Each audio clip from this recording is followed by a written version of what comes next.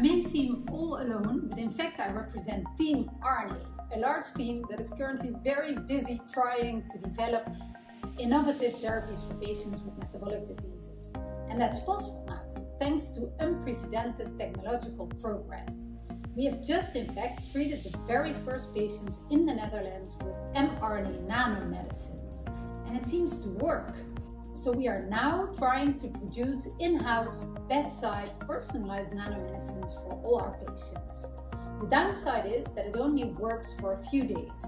Our ultimate goal is to change this and to make permanent cures for our patients. And that is only possible with a team of fundamental and translational scientists, doctors, research nurses, and ethicists to try and use all these novel technologies to develop treatments in a morally sound manner. That's what TEAmRNA does.